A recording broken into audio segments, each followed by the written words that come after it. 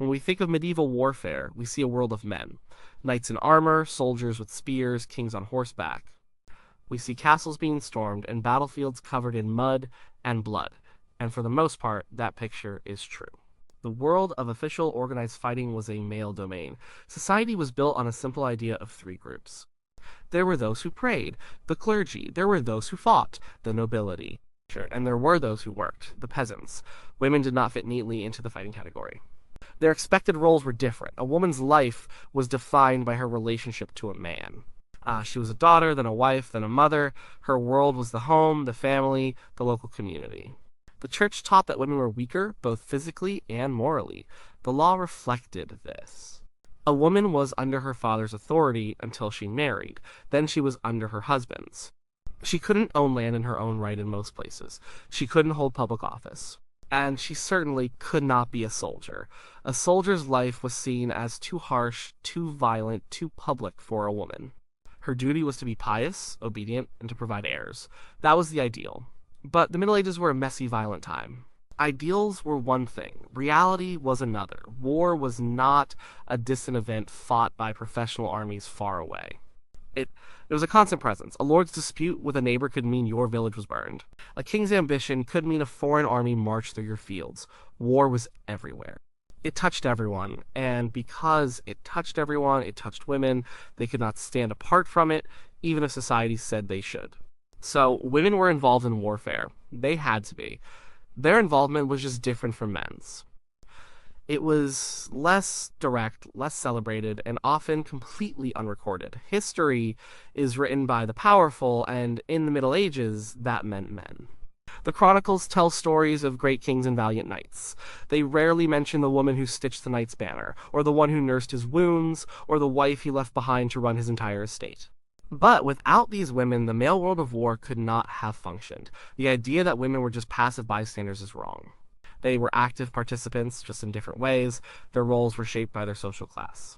A peasant woman's experience of war was vastly different from a queen's, but both were deeply affected by it, and both found ways to act.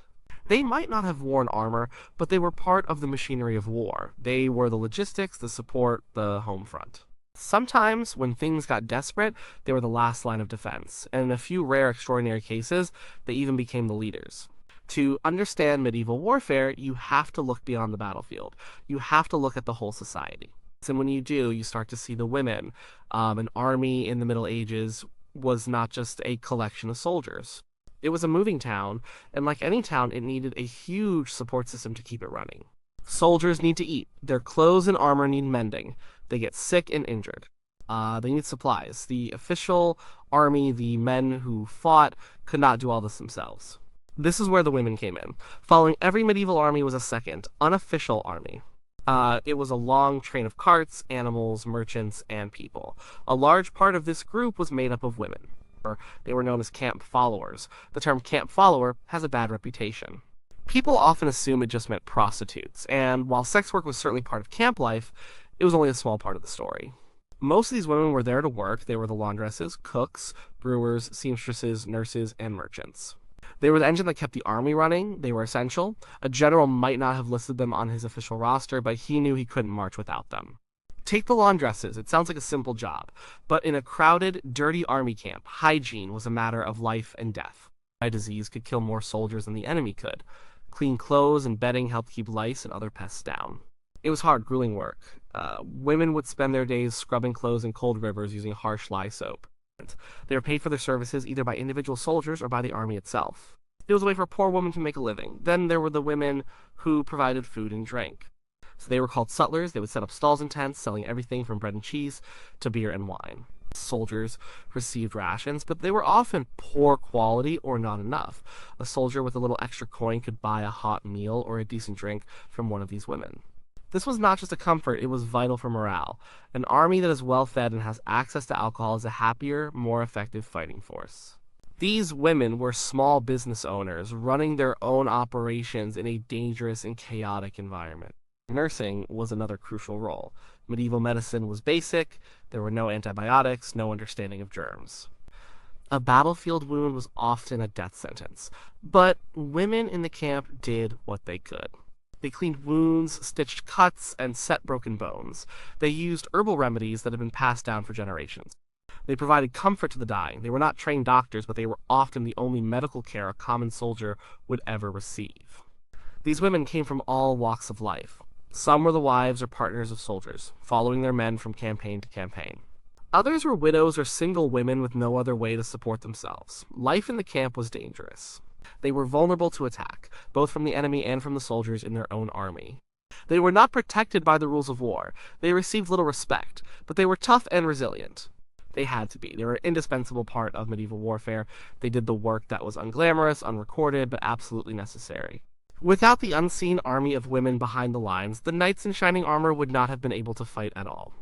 While poor women followed the army, noble women had a different role to play. Their world was the castle. The castle was not just a home, it was a military fortress, the center of power for a whole region. And when the lord of the castle went away to war, someone had to be left in charge. That someone was often his wife. The lady of the castle became its commander. This was not a ceremonial title. It was a real demanding job with life or death responsibilities. She was responsible for everything. She managed the estate's finances, making sure there was enough money to pay the guards and buy supplies. She oversaw the harvests, ensuring the castle's granaries were full. This was vital. A castle's strength was its ability to withstand a long siege. A siege was a waiting game.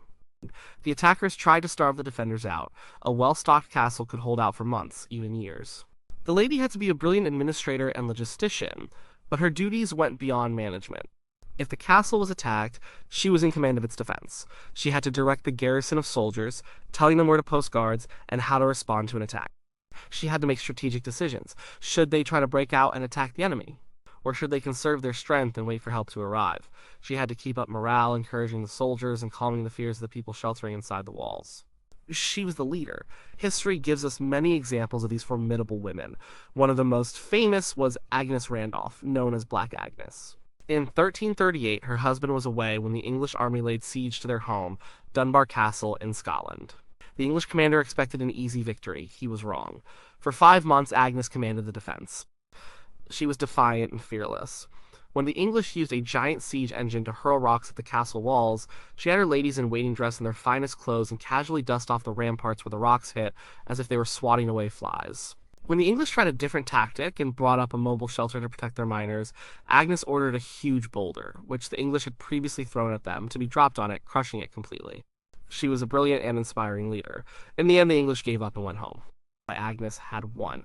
Another example is Nicola de la Haye. In the early 1200s, she was the hereditary castellan of Lincoln Castle in England. This was unusual.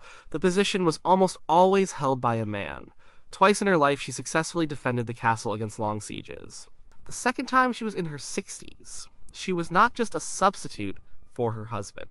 She was the commander in her own right, recognized by the king for her skill and loyalty. These women were not trying to be soldiers, they were acting out of duty, they were protecting their home, their family, and their husband's legacy.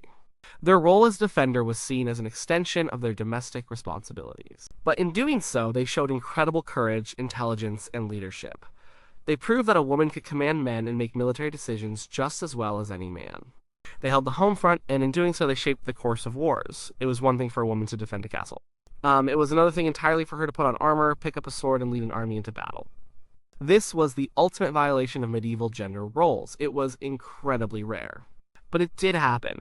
The few women who became military commanders and combatants were truly exceptional. They were people who, through a combination of circumstance, personality, and conviction, broke every rule of their society.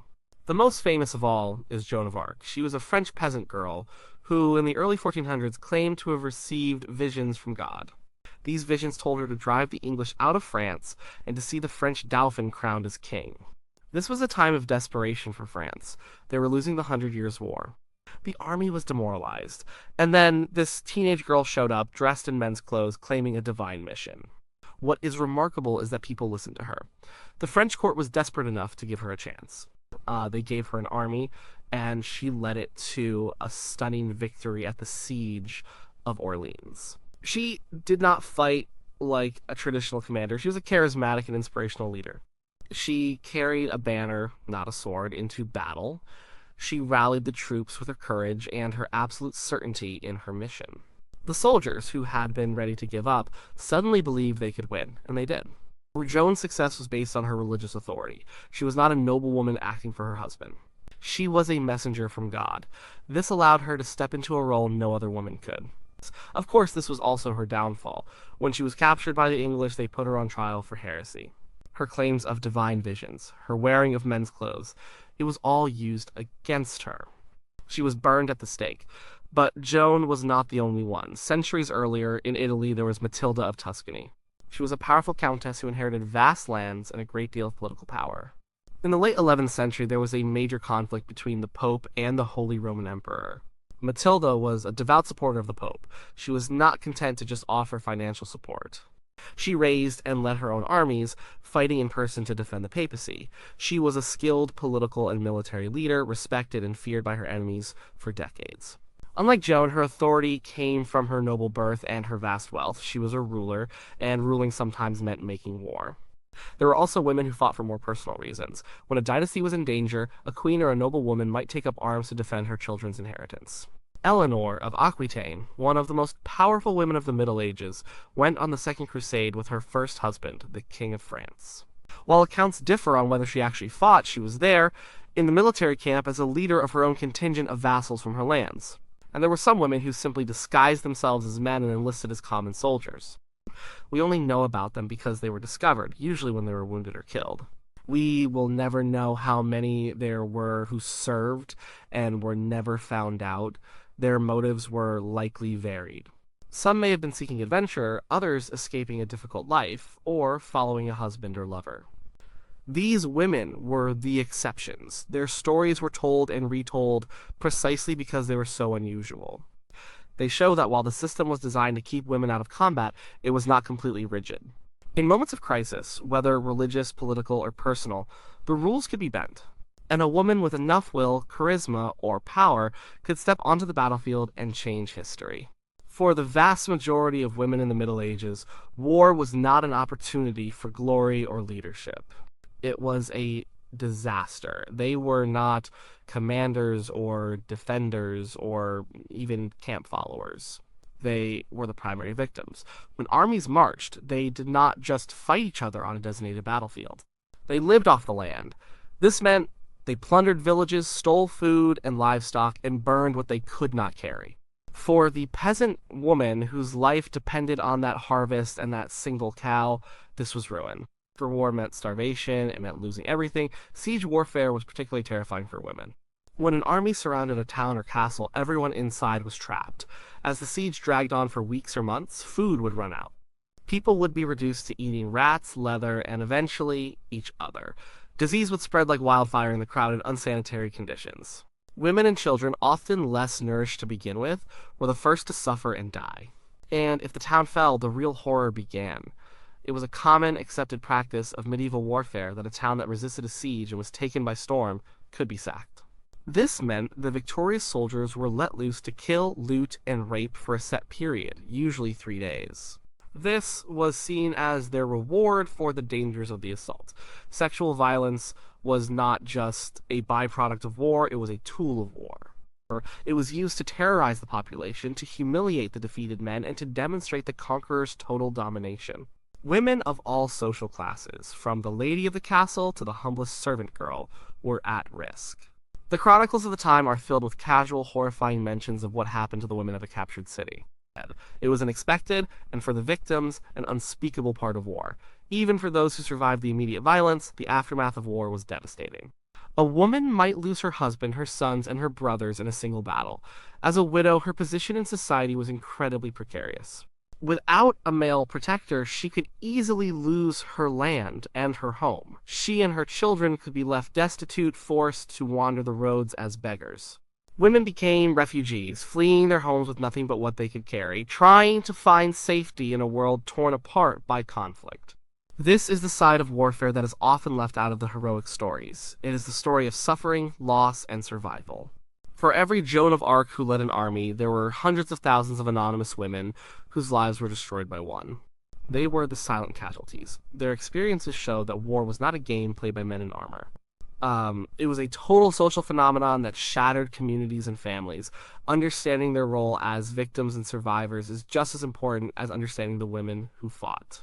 It gives us a complete and much more honest picture of what war was actually like for the people who lived through it. Their resilience in the face of unimaginable hardship is a different kind of courage, one that is rarely celebrated but essential to the human story of war.